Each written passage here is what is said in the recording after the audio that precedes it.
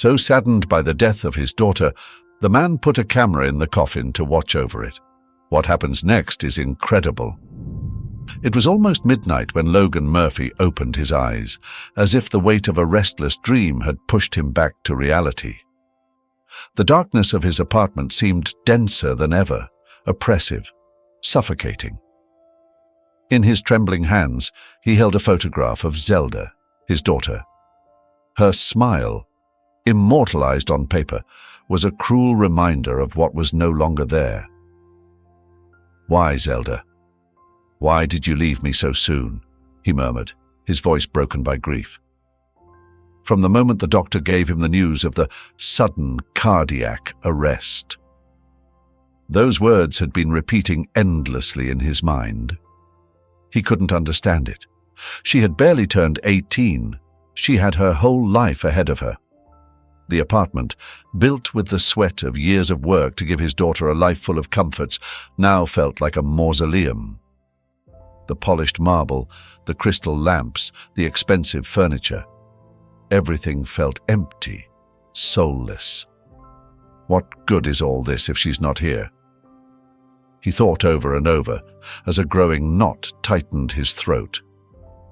Since Aaliyah, his wife, had died a decade ago, Logan had dedicated his entire life to Zelda. She was his engine, his reason for being. He went through the memories like a worn-out book, the afternoons teaching her math, the nights by her bed during her health crises. She had been born with a delicate heart condition, and every small achievement of hers was a shared victory. But not everything had been perfect. He remembered the arguments about her tattoos. "Dad, they're art, a way to express myself," she would say enthusiastically, showing the latest design on her pale skin. "They're a fad, Zelda.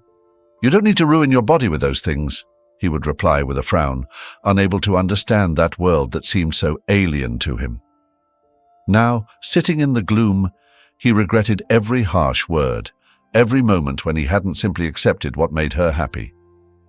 The wall clock ticked faintly, each second echoing like a hammer in his head.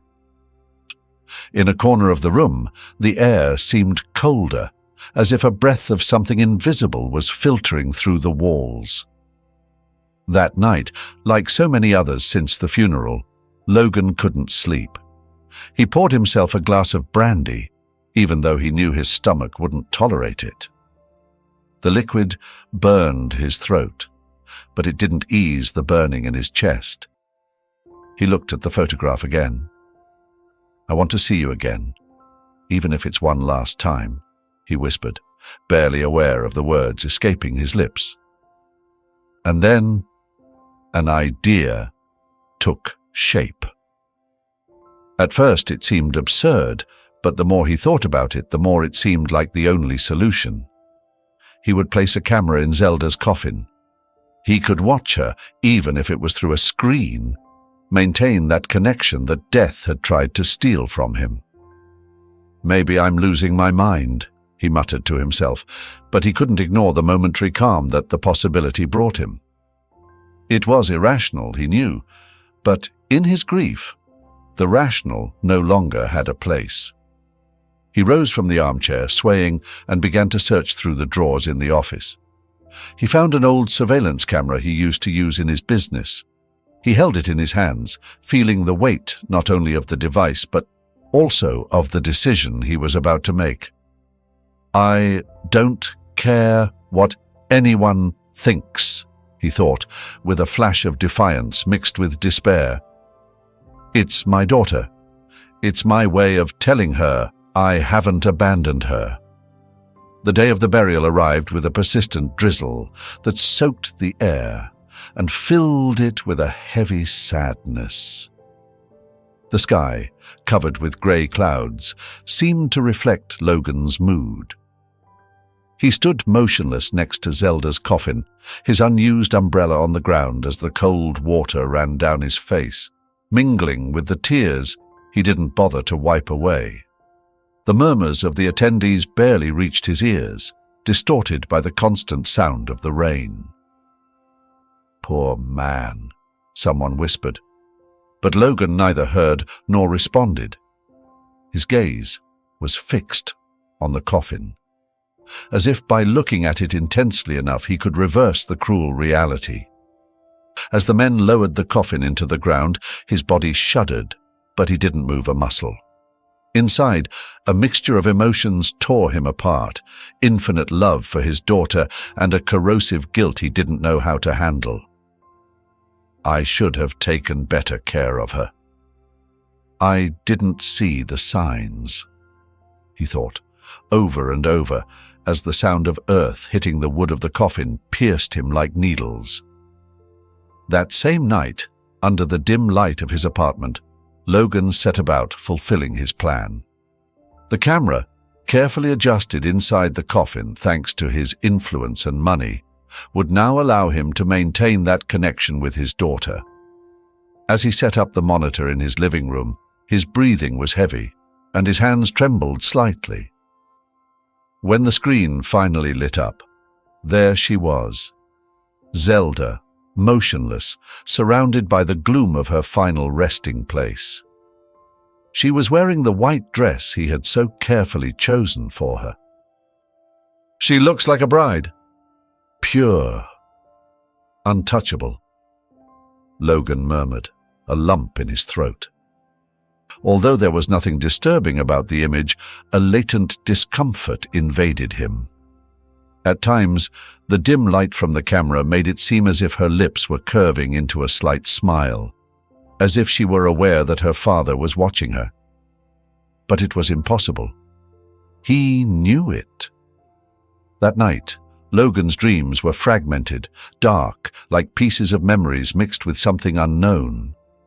In one of those dreams, Zelda appeared. Not as she was in the coffin, but as he had always remembered her. Luminous, with that smile that filled any room. "Dad," she said, her voice soft but firm, as if calling him from a distant place. "Please, let me go." Logan froze. In the dream, he tried to answer, but the words wouldn't come out. He could only look at her with that silent despair that had accompanied him since her departure. "Your love binds me here, but I can't stay with you. This is not what I want for you." "Live, Dad. Live for me," Zelda said, her figure beginning to fade into the mist of the dream. He woke up, startled, drenched in a cold sweat. The apartment, although familiar, seemed alien in the pre-dawn gloom. His daughter's words continued to resonate in his mind like an echo impossible to ignore. He went back to the monitor, but this time the image on the screen seemed different. The contours of Zelda's face seemed less sharp, as if the camera itself was struggling to capture something that was no longer really there. "What am I doing?" he asked aloud, guilt crushing him with all its weight. He had thought that maintaining that connection would help him bear the pain, but now he understood that it was sinking him even deeper into a well of darkness. He sat in the armchair, staring blankly at the screen as the dim light of dawn began to filter through the windows. For hours, he reflected on his daughter's words in the dream. It was time to make a decision, one he knew would be difficult, but necessary. That same day, Logan turned off the camera for the last time. It was a simple act, almost mechanical, but loaded with deep meaning. In doing so, he felt as if he was cutting an invisible thread that had been holding him to a past he could no longer change. "I'll let you go, Zelda," he murmured, his voice barely a whisper.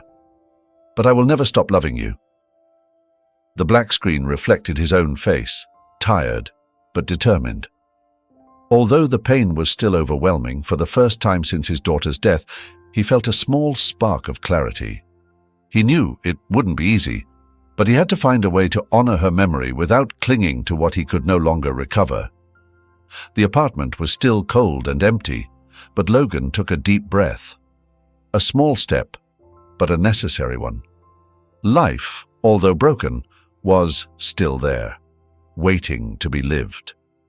Dawn filtered through the thick curtains of Logan's apartment, illuminating a pile of messy papers on the table. Since Zelda's death, that tangle of bills, letters, and notes had grown like a physical representation of the chaos within him. That morning, as he tried to reorganize his mind, he decided to clean that space as well. With mechanical movements, he went through each sheet, discarding what was no longer useful. It was then that he found a yellowish, wrinkled envelope, with unfamiliar handwriting on the front. To Logan Nikolaevich. His heart skipped a beat. He didn't remember seeing that letter before, but something about the way his name was written felt strangely familiar. He sat down, holding the envelope in his trembling hands, as if the paper could burn him. He opened it carefully, taking out a handwritten sheet. The first lines made his breath catch in his throat. Mr. Logan Nikolaevich, my name is Andrew. You may not know me, but I believe I am your son. Logan read and reread those words, his mind flooded with questions. A son? How was it possible? He continued reading, absorbing each phrase. Andrew spoke of his difficult life, of growing up without a father, and of how he had found old letters from a woman named Genesis, who told him about a man who could be his father. I'm not looking for anything more than answers. I just want to know if what my mother said is true. If it is you, please contact me. My address is at the end of this letter. The final words resonated in his mind like an echo, impossible to ignore. He closed his eyes, and the face of Genesis immediately appeared in his memory. Young, with simple blonde hair and a sweet but tired look, typical of someone who had known too many difficulties in life. Genesis had been a brief but intense part of his youth. He remembered how they had met during one of his trips to a remote village where she worked as a shop assistant. There was something about her smile that had captivated him, a warmth that contrasted with the cold landscape of that place. They spent weeks together, sharing endless conversations, walks under the stars, and a love that blossomed despite the differences in their worlds. But that love had not been enough. Logan, young and ambitious, had returned to the city to continue with his life, leaving Genesis behind with a promise he never kept: to return. Thinking about it now filled him with a dull guilt, a weight he had never acknowledged until that moment. What if it's true? What if I left behind more than just memories? For hours, Logan remained seated with the letter in his hand, his mind divided. Part of him wanted to ignore it, put it back in the pile of papers and pretend he had never read it. The idea of facing such a distant past, and even more so, the possibility of having had a son he never knew, was overwhelming. But another part, stronger, whispered that he should seek answers. After all, what did he have left now? The loneliness of his apartment seemed to grow larger with each passing minute, as if the walls themselves were pushing him to make a decision. The memory of Zelda appeared in his mind. What would she have thought? Would she have wanted him to look for Andrew? The thought moved him. Perhaps in its own way, this was a way to honor her. "Okay," he finally murmured, as if speaking to himself. "I'll do it." The next day, Logan began to prepare for what would be both a physical and emotional journey. He searched the letter for the address Andrew had written, a place on the outskirts of a small town, far enough away to seem like another world. The train journey was long, and with every kilometer that passed, his mind filled with doubts again. What if Andrew wasn't really his son? What if this was some kind of deception? But more than anything, what terrified him was the possibility that he was. He looked out the window, watching the landscape change from buildings to open fields. He remembered Genesis, but above all he imagined what Andrew would be like. Would he have anything of his mother? Or maybe something of him. The bus stopped with a metallic screech in front of a small town that seemed trapped in time. The rusty sign on the side of the road confirmed that he had arrived at the right place, Genesis's former home. Logan got off slowly, carrying a small suitcase in one hand and Andrew's folded letter in his coat pocket. The air smelled of damp wood and smoke, a familiar mixture that transported him back decades when he had walked these streets with Genesis at sunset. Now, the town was silent, with wooden houses rising like faded shadows under the grey sky. As he walked along the dirt streets, Logan noticed a partially burned structure at the end of the main road. The ashes and debris spoke of a recent tragedy. As he got closer, his heart sank as he recognized it. It was Genesis's house. He stopped in front of the charred remains, trying to imagine what it had been like before the fire. In his mind, he could see her by the window, with that calm expression she always wore.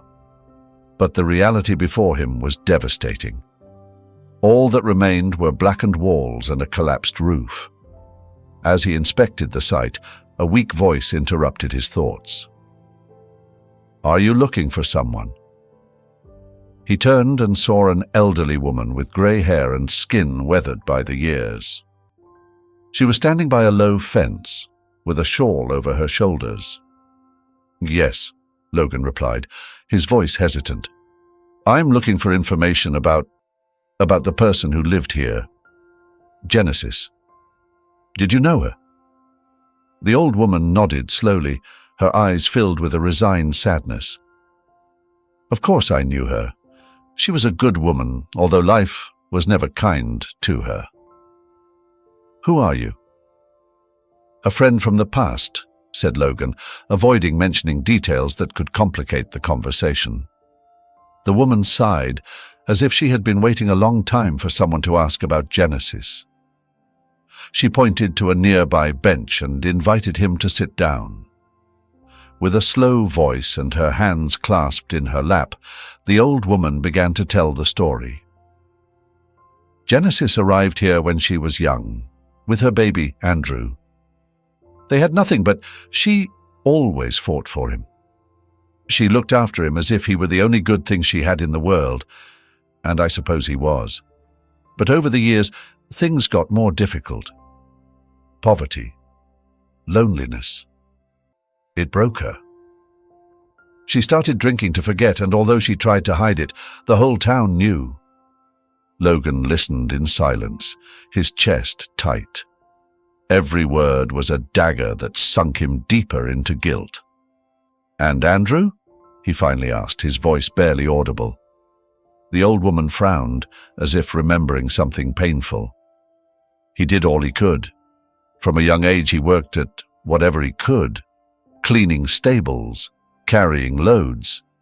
But he was a child, and he couldn't handle everything. When he grew up, he started getting into trouble. A couple of minor thefts, some fights. He was arrested several times, but he always came back here, because despite everything, he loved his mother. When she died 2 years ago, he left. I don't know exactly where, but I heard he now works in a small tattoo shop in the city." Logan felt as if the world was collapsing beneath his feet. The image of Genesis consumed by alcohol and of Andrew carrying the weight of a life he hadn't been there to alleviate was unbearable. "Do you know anything else about him?" he asked, trying to maintain his composure. "Just rumors," said the woman. "They say that while he was in prison he learned to tattoo, that he's good at it, but that he always carries a rage inside. Some say it's because he never knew who his father was." The words stuck in Logan's heart like thorns. He couldn't help but wonder what Andrew's life would have been like if he had been there, if he hadn't abandoned Genesis. "Thank you," he finally said, getting up from the bench. "Thank you for telling me all this. If you find him, tell him his mother loved him," replied the woman with a look of tenderness. With the approximate address of the tattoo shop, Logan continued his search. Upon arriving in the city, he decided to visit a local prison to confirm what he had heard.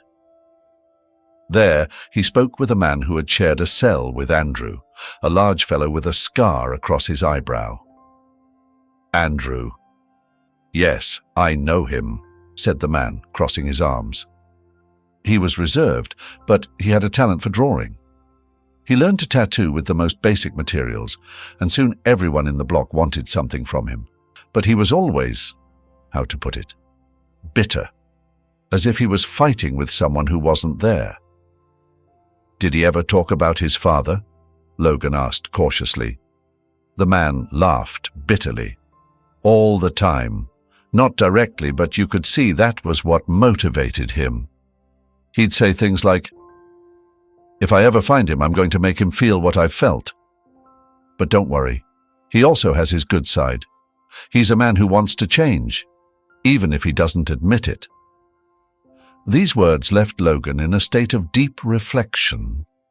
The weight of his absence in Andrew's life became more evident with every step he took in this search. "Thank you," he said as he said goodbye, with the firm determination to find Andrew. Now, more than ever, he knew he had to face his son, not only to seek forgiveness, but also to repair the damage he had caused with his silence. Logan stopped in front of the small tattoo shop. The sign on the window, faded by time, announced in simple letters, "Tattoos, art on skin." From the outside, he could hear the rhythmic buzzing of the machines, a sound that seemed as strange to him as the place itself. He took a deep breath, feeling the weight of the years and guilt accumulate in his chest. He pushed the door, and a bell tinkled, momentarily breaking the concentration of those inside. The place was small and dark, with walls covered in framed designs, skulls, snakes, names written in elaborate styles. At the back, a young man was working, bent over a client's arm. It was Andrew. Logan recognized him immediately, despite the years that separated them. There was something in his expression, in the way he frowned as he worked, that reminded him of Genesis. But there was also hardness, a kind of invisible barrier that kept him away from the world. Andrew looked up as Logan slowly walked towards him. For a moment their eyes met, and something in the young man's face changed. His expression hardened even more, as if he suddenly put on armor. "What are you doing here?" Andrew asked, his voice low but filled with disdain. "I'm Logan. Logan Nikolaevich," replied the older man with difficulty. "I think you and I have things to talk about." Andrew released the machine with a metallic click, leaving his client surprised and half-finished. He stood up and pointed to the door. "I have nothing to say to you. Get out." "Please, Andrew, just give me a few minutes. Listen to me," Logan pleaded. But the young man was not willing to give in so easily. "Listen to you?" Andrew laughed bitterly. "Why should I listen to you now? Where were you when my mother was starving? Where were you when I had to steal to eat? You didn't exist. You never existed for me." Every word fell on Logan like a blow. Andrew continued, now more agitated. "You know, I grew up hearing your name in whispers. Genesis always talked about you as if you were a damn hero. She said that one day you would come back, that everything would be better. But you never came back, did you? While she was drowning in vodka and I was becoming the laughingstock of the town." Andrew slammed his fist on the table in front of him, making the tattoo machine tremble. "You left me, Logan. You left us. And now you come here after all these years, expecting what? Forgiveness." "Andrew," Logan began, his voice trembling. I didn't know what Genesis was facing. I was young, selfish, and I made mistakes. But I'm here now because I want to fix it. I want to understand. Understand, Andrew shouted, interrupting him. "It's too late to understand. She's dead. And I don't need anything from you. Not your pity. Not your apologies." There was a moment of heavy silence, broken only by the faint sound of the client getting up and muttering something about coming back later. The young man hurried out, leaving father and son alone in the shop. "I'm sorry," Logan finally said, tears in his eyes. "I don't know what else to tell you. But you're right. I wasn't there when you needed me most. And I can't change that." For an instant, the rage on Andrew's face seemed to waver. But then his eyes narrowed, as if he remembered something even more painful. "And what about Zelda?" he asked, his tone now cold as steel. "Did you tell her about me? About the son you left behind?" Logan froze. "Yes," Andrew continued, crossing his arms. "She came here a few months ago. She wanted a tattoo. I didn't know who she was until she told me her full name. Zelda Nikolaevna. Then I knew. She was your daughter, wasn't she? The princess you did want to raise." Logan nodded slowly, unable to find the words. "I told her the truth," Andrew said, his voice low but laced with venom. "I told her you had another son, one you abandoned. Do you know what she did? She just stood there, looking at me like I had killed her dog. I don't think she could even process it.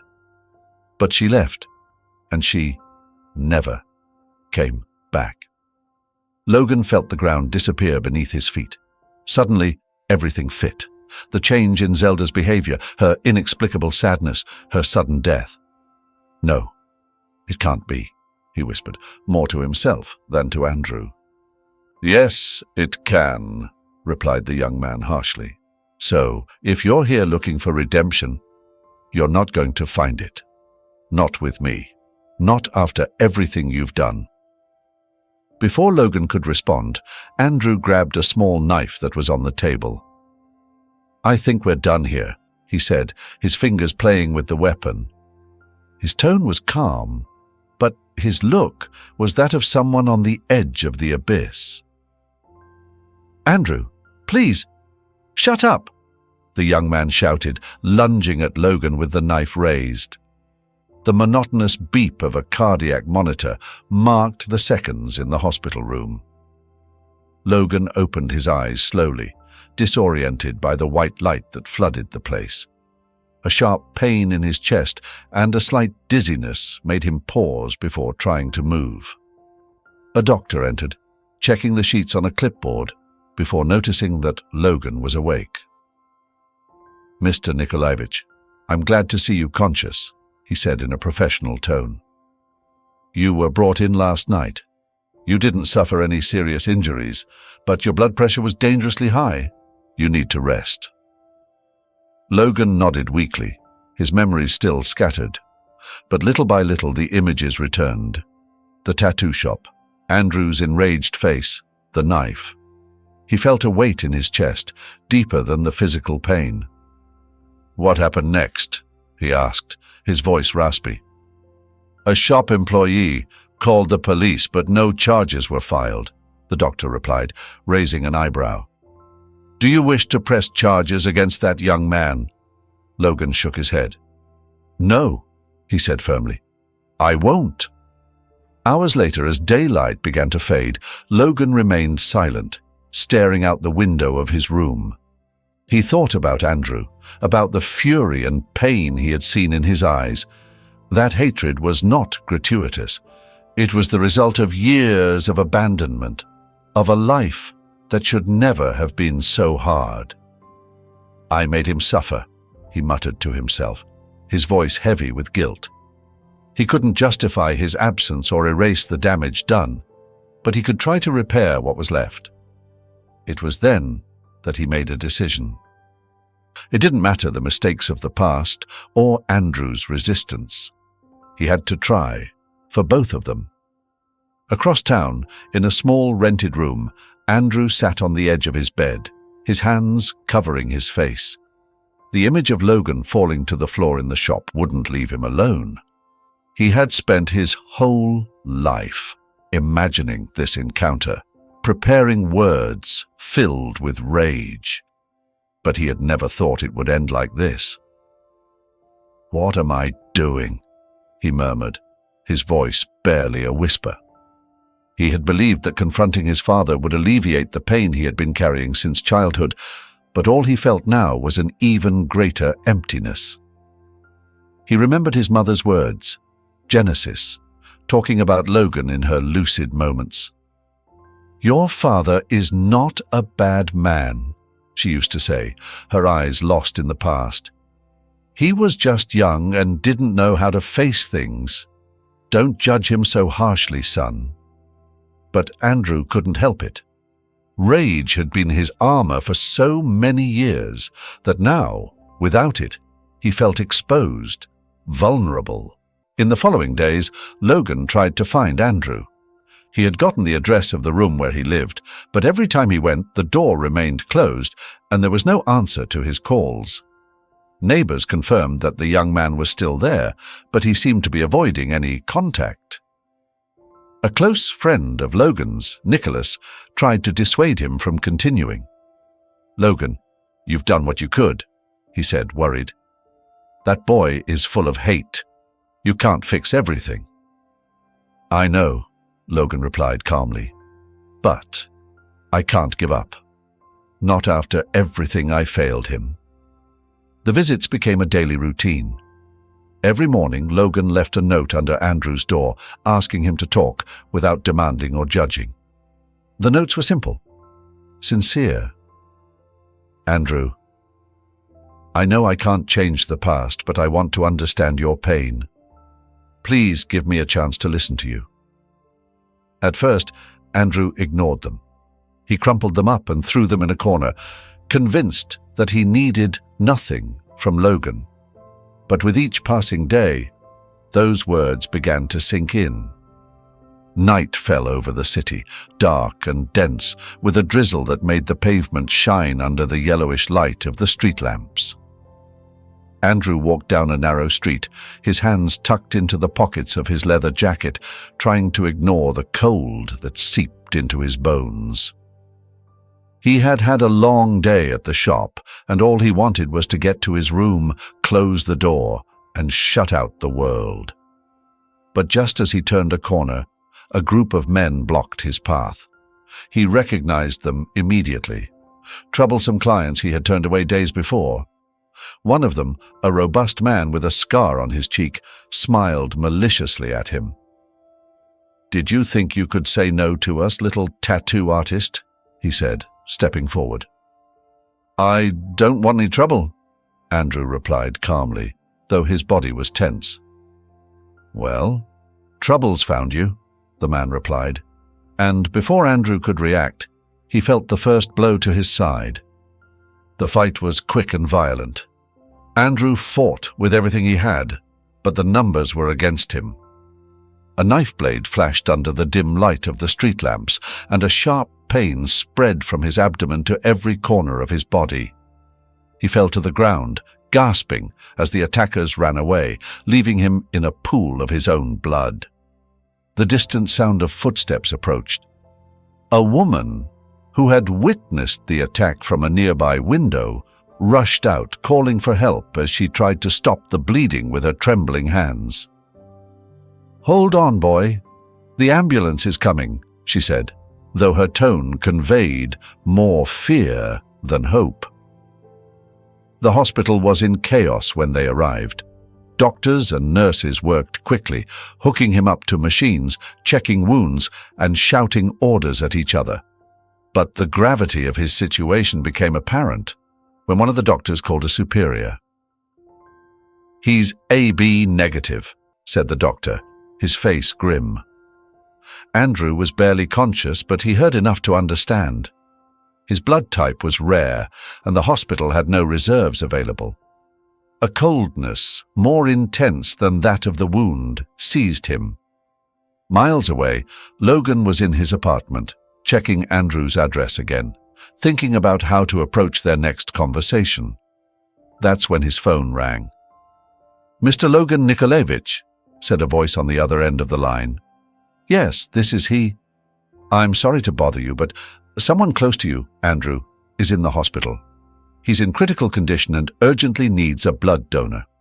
According to our records, you share the same blood type." For a moment, Logan was paralyzed. Fear and despair hit him hard, but he also felt something else. A clear call, a chance to prove that he could still be a father. "I'll be there immediately," he replied without hesitation. Upon arriving at the hospital, Logan was led directly to a room where the doctor on duty explained the situation. "Your son has lost a lot of blood. If he doesn't receive a transfusion in the next few hours, he may not survive. Are you willing to donate?" "Of course," Logan said, with determination. The procedure began quickly. As a nurse inserted the needle into his arm, Logan stared at the white wall in front of him. But in his mind he only saw Andrew's face. Not the hardened man he had met in the shop, but the child who never had the chance to be. Hours later, Andrew awoke in a cold, sterile room. The pain in his abdomen was intense, but not more than the confusion he felt upon opening his eyes. A doctor entered, checking his vital signs before speaking. "We were lucky, young man," said the doctor with a smile. "A compatible donor arrived just in time." "Who?" Andrew asked, although he already suspected the answer. "Your father," replied the doctor before leaving the room. Shortly afterwards, Logan appeared at the door, his face tired but relieved. He approached slowly, not wanting to pressure Andrew. "I'm glad to see you awake," he said, his voice filled with emotion. Andrew looked at him for a moment, trying to process everything. He remembered the pain, the blood, and now the inescapable truth that his father had saved his life. "Why did you do it?" he finally asked, his tone softer than usual. "Because you're my son," Logan replied without hesitation, "and because I want you to live, even if I can't be the father you needed." Andrew looked away, fighting against the emotions swirling inside him. He had spent so long hating Logan that now he didn't know how to handle what he felt. "Thank you," he finally said, although the word tasted bitter. "You don't have to thank me," Logan replied. "Just promise me you won't let this destroy you. You're better than you think, Andrew. I know it." In the weeks that followed the accident, Andrew began to open up, little by little. During his visits to the hospital, when Logan was there, they found themselves sharing longer, deeper conversations. Andrew spoke frankly about his childhood, about the nights when hunger forced him to scavenge for food in the trash, about the insults that the village children hurled at him when they found out he had no father. "I always said I didn't care," Andrew confessed one day, nervously playing with a silver ring on his finger. "But I did care.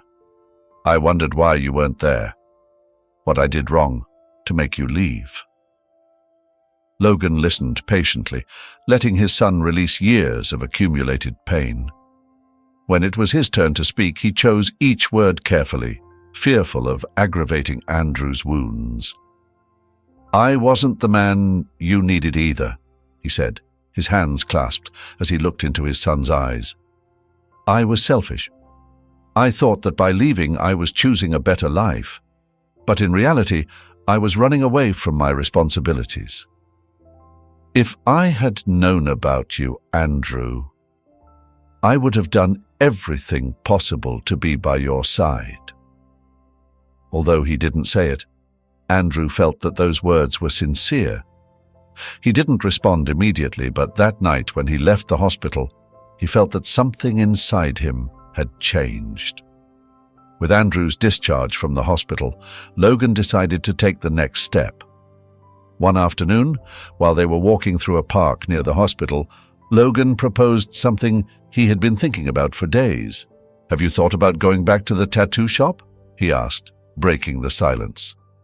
Andrew looked at him sideways, surprised. Why do you say that?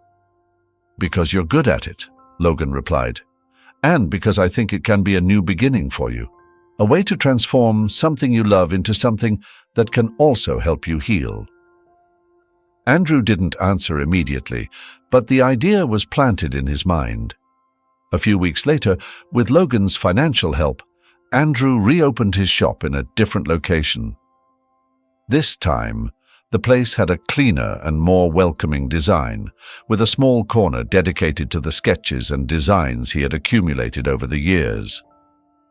For Andrew, this space was not only a source of income, but a symbol of his own change. At first, the days were slow. Clients came occasionally, and Andrew struggled with the anxiety of not knowing if he was doing the right thing. But Logan, although he kept a certain distance, was always there. Sometimes he sent clients, people he knew who were looking for tattoos that represented new stages in their lives. They say that tattoos tell stories, Logan told him one day after seeing one of Andrew's designs. You have many stories to tell, son, and I think you can also help others tell theirs. Over time, Andrew began to attract a more loyal clientele, but more important than income or success was the change he noticed in himself. The days no longer felt empty, and the work, although demanding, gave him a sense of purpose he had never known before. One afternoon, a young client asked him for a special design.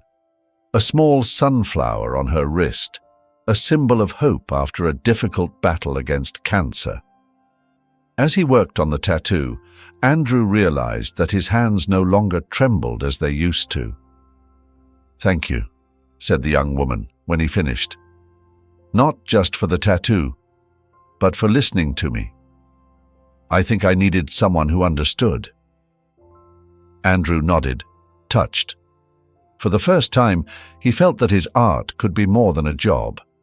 It could be a way to connect, to heal, both for others and for himself. In parallel, the relationship between Logan and Andrew continued to evolve. Although there were still moments of tension and awkward silences, Andrew's visits to his father became more frequent. They often spent entire afternoons talking about everyday topics, the shop, the clients, memories of the past. "You know what I'd like to see someday?" Logan said one afternoon while they were drinking tea in the older man's small apartment. "What?" Andrew asked, curious. "To see you use your talent for something big. A mural, perhaps. Something that leaves a mark beyond individuals." Andrew smiled, something he still didn't do often. "Maybe. But one step at a time, right?" The afternoon was fading with a soft, golden light, as if the sun itself wanted to prolong its farewell over the horizon. Logan was sitting by the window of his apartment, a cup of tea in his hands. The city seemed quiet, wrapped in the distant murmur of preparations for Christmas. In the streets, the festive lights were beginning to come on, adorning balconies and windows with flashes of red, green, and gold. As he watched the comings and goings of the people, a series of knocks on the door interrupted his thoughts. He wasn't expecting visitors, and for a moment wondered if it would be a neighbor with a last-minute errand. When he opened the door, his surprise was immense. "Andrew!" he said, his eyes widening in astonishment. The young man was there, standing on the threshold with a shy smile and a large picture wrapped in craft paper under his arm. "Hi, Dad," Andrew said, in a tone that still carried a slight nervousness. "Can I come in?" Logan invited him in with an awkward gesture, still trying to process the unexpected visit. Andrew carefully placed the painting on the table without unveiling it yet, while he glanced around the apartment. "You decorated for Christmas," he commented, pointing to a small plastic tree adorned with flashing lights and a handful of silver baubles. "It's just something simple," Logan replied, shrugging. I didn't think anyone else would see it. Andrew let out a soft laugh and sat down on the sofa opposite his father. For a moment, silence filled the room again, but this time it wasn't awkward, but expectant, as if both knew there was something important to say. I brought something for you, Andrew finally said, pointing to the painting. Logan looked at it curiously as his son carefully removed the craft paper. The painting, hand-painted, showed a warm and nostalgic scene. A man, a woman, and a small child sitting around a table, laughing together under the soft light of a lamp.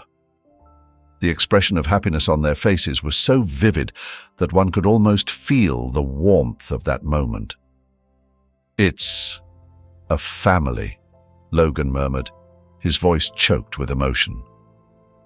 "It's what I always wanted," Andrew replied. "Something I never had. But now I think we can start building it." The evening progressed with surprising naturalness. Logan prepared a simple dinner, and they shared the meal as if it was something they had done all their lives, although in reality, it was the first time it had happened. After clearing the dishes, they sat down again, this time with a bottle of brandy that Logan had saved for a special occasion. The conversation flowed slowly, but sincerely. "I want to apologize, Dad," Andrew said suddenly, breaking the moment of quiet. Logan looked at him, surprised. "For how I treated you when we met. For the anger, the hurtful words, and everything that happened in the shop. I wasn't ready to face you, but now I understand that it wasn't just your fault. My hatred didn't change anything. It only made me more unhappy." Logan set his glass on the table and took a deep breath before answering. "Andrew, you don't have to apologize. If anyone failed here, it was me. I wasn't there for you or your mother. And for many years, I refused to face the truth of my mistakes. But thanks to you, I'm learning to forgive myself, and I hope you also find a way to leave that pain behind." Andrew's eyes filled with tears that he didn't try to hide. Logan, also moved, extended a hand that his son took firmly. "Maybe we can't change the past," Andrew said, his voice trembling. "But I want to try to build something with you, even if it's late." "That's all I want," Logan replied. The night continued with laughter and shared memories, some painful, others lighter. They talked about Genesis, about Zelda, and about the moments they both wished they had lived together. Although the wounds were still there, love and understanding were beginning to close the scars. When the clock struck midnight, Andrew looked out of the window, where the city sparkled with Christmas lights. "It's strange," he said, "but for the first time in a long time, I feel like I'm not alone at Christmas." "And you're not," Logan replied with a warm smile. "Never again."